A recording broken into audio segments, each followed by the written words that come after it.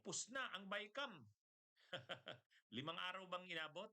December 13 yata to December 18. December 18, mga madaling araw na ng December 18 natapos. Hmm? Ang akala nung marami nung una, mag-aano yan, parang hindi yata matatapos kasi controversial kasi yung budget ng DPWH. Doon nagkakagitgitan. Hmm?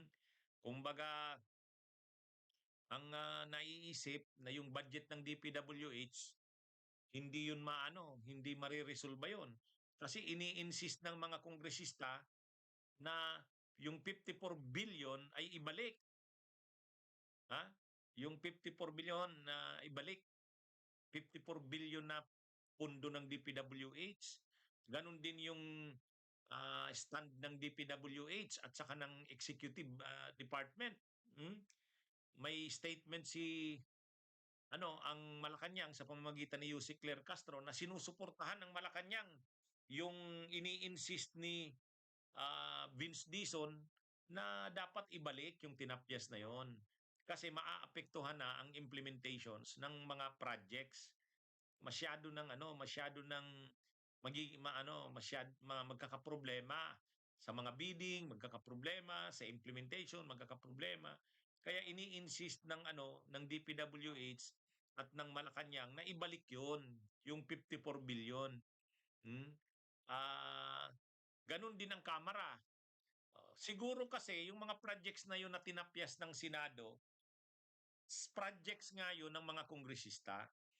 Maaalala natin na Maalala natin na ang Senado tinapyasan yung budget na naaprubahan ng GAP, yung General Appropriations Bill. Kasi ang tingin ng mga senador,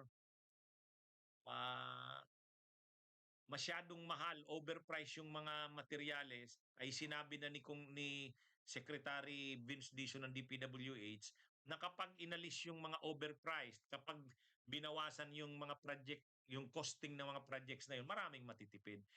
Yun ang ginawa ng Senado. Binawasan nga ng Senado ng 54 billion.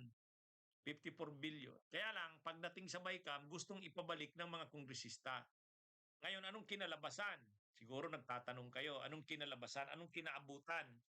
Kasi yung nakaraang deadlock, ayaw ng Senado na pagbigyan yung mga kongresista at saka yung si Vince Dizon.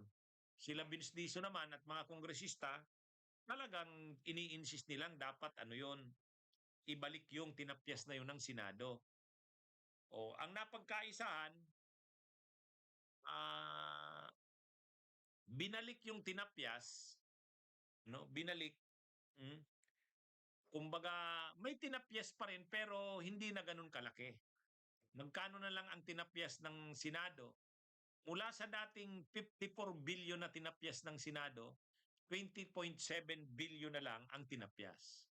So, kumbaga nagkaroon ng compromise. Yung 54 billion na tinapyas ng Senado, binawasan. Ginawa na lang 20.7 billion. 20.7 billion ang tinapyas. Ngayon, dahil 20.7 billion na lang ang tinapyas ng Senado, pumayag na ang Senado instead na 54 billion, ang nangyari, ang naaprobahang budget ng DPWH para sa 2026 ay 529.6 billion. O yan. Malaki pa rin ang budget ng DPWH pero siyempre mas maliit kaysa sa dati. Ngayon, ano ba talagang nangyari dito? Napanood ko yung interview kay dating Senate President Franklin Drilon. Napakaganda ng paliwanag niya. Ang paliwanag ni dating Senate President Franklin Drilon, ang totoo diyan, yung mga kongresista kasi apektado doon sa tinapyas ng Senado. Alam naman natin ang procedure ng budget. Ang nagpe-prepare ng budget ay ang DBM, Department of Budget and Management. Ang tawag doon NEP, National Expenditure Program. Yung mga programa ng presidente at ng mga departamento at mga ahensya nandun na sa NEP. Pagdating sa House, sa Kamara, magpapasok ng mga amendments at insertions ang mga kongresista. Oh. Kaya madadagdagan yung budget ng NEP, medyo lalaki 'yun. Kasi lalagyan ng mga kongresista yung gusto naman nila. Pag nakalusot na sa Kamara 'yon, ang tawag na dun GAP, General Appropriations Bill. So, pagdating sa Senado, ang ginawa ng Senado, tinapyasan. Yung naaprubahan ng Kamara, natapyasan. Bakit? Dahil nga, sa hearing kasi sa Senado ng budget, sinabi ni Vince Dizon na mayroong mga overpriced na costing ng materyales. So sinabi ng Senado, sige, computein mo nga, magkano ba yung overpriced na costing? Ibawas na natin yon. Binawas yon. Ang problema doon, mukhang hindi lang yun simpleng pagbawas ng overpriced na costing ng mga materyales eh. Lumalabas dito yung 54 billion na yon ay mga projects ng mga kongresista. Kaya nga habang nagkakaroon pa ng hearing ang Senado, nagre-react na yung Kongreso eh. Sabi ng mga kongresista, Woo! Extra spicy! Crispy fry! Extra spicy! Extra spicy! mukhang magiging mainit na issue ito sa BICAM kasi nakikita namin sa Senado, tinatapyasan yung inaprubahan naming budget. Grabe, 54 billion. O kaya pagdating ngayon sa BICAM, mainit yung issue. Ang problema, tama yung sinabi ni dating Senate President Drilon, ang ginawa ni Vince Dizon dahil secretary siya ng DPWH, pinahupa niya yung mga kongresista kasi galit yung mga kongresista. Bakit naman natapyas yung mga proyekto namin? Oh.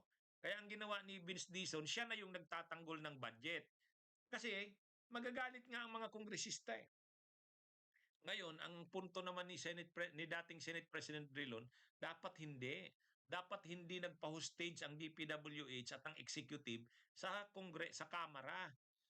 Kung talagang hindi dapat 'yon, hindi na dapat 'yon. Hindi na dapat Kaya lang parang ang nangyari dito, ang presidente marami ng kumbaga sa survey, mababa na yung survey ng presidente. Ayaw niya nang kalabanin pa ang Kamara. Kaya kung ano man yung pinaglaban ng Kamara, gusto nila pinagbigyan na ng presidente sa pamamagitan ni Vince Dizon. Kaya pinaglaban ni Vince Dizon, maibalik yon para lang matahimik. Kasi yung gusto ng presidente nandun na eh. Na-approve na yun eh. Paano naman yung gusto ng mga kongresista? O pag hindi pinagbigyan yan, magkakagulo. O yan yung parang nangyari. O, parang sabi nga ni dating Senate President Drilon, nagkakapult. Sumuko ang DPWH at saka ang executive sa kagustuhan ng Kamara. Ang Senado ngayon ang ayaw bumigay. Pero nung bandang huli, nagkaroon ng compromise. Ano yung compromise?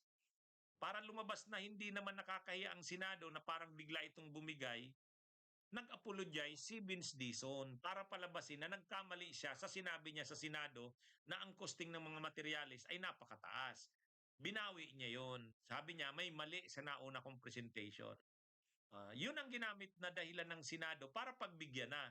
Pero pinagbigyan ang mga kongresista at ang executive pero hindi na ganun kalaki na hindi binalik doon sa gusto ng mga kongresista na 54 billion.